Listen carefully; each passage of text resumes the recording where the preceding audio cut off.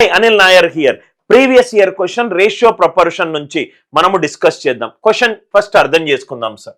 A payment of rupees 120 120 రూపాయల payment నేను right 10 rupees 5 rupees and 2 rupees coins లో నేను ఇస్తున్నాను.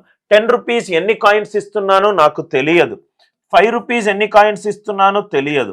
2 రూపీస్ ఎన్ని కాయిన్స్ ఇస్తున్నానో తెలియదు.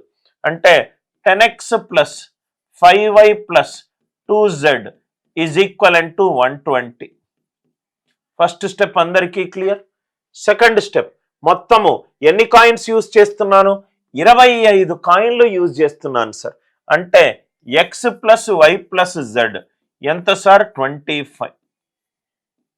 x plus y plus z ఎంత? 25. రెండు తోటి లబ్ధం చేస్తే 2x plus 2y plus 2z is equivalent to 50. ఈ రెండో ఈక్వేషన్ ని ఫస్ట్ నుంచి తీసేస్తే 10x minus 2x 8x 5y minus 2y 3y is equivalent to 70. is equivalent to 70. మనకేం కావాలి? 10 రూపీ కాయిన్స్ కావాలి. అంటే x వాల్యూ కావాలి. x డెఫినెట్ గా 10 అయితే కాదు. 8 10 80. 80 ప్లస్ పాజిటివ్ 70 ఎందుకు అవుతుంది సార్? కానే కాదు. నా ఇక్కడ చూడండి 6 పెట్టుకున్నాను అనుకోండి. 8 6 48. 48 plus 3y 70. 3y is equivalent to 22.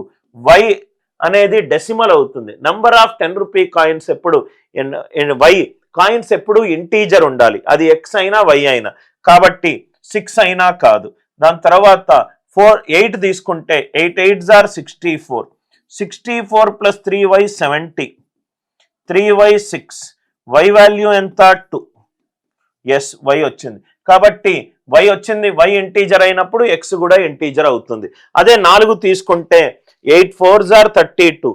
3y ఏమో 38. y డెసిమల్ కానే కాదు. కాబట్టి ఈ క్వశ్చన్ కి ఆన్సర్ ఎంత? Option D. 3y అంటే 3y అనేది 3 యొక్క గుణిజం ఉండాలి x సబ్స్టిట్యూట్ చేసుకునేటప్పుడు. అది ఒకటే ఒక వాల్యూకి ఆన్సర్ అయింది. అది ఆప్షన్ డి. కాన్సెప్ట్ నచ్చినట్టు అయితే వీడియోని లైక్ చేయండి, షేర్ చేయండి, ఛానల్ని సబ్స్క్రైబ్ చేసుకోండి.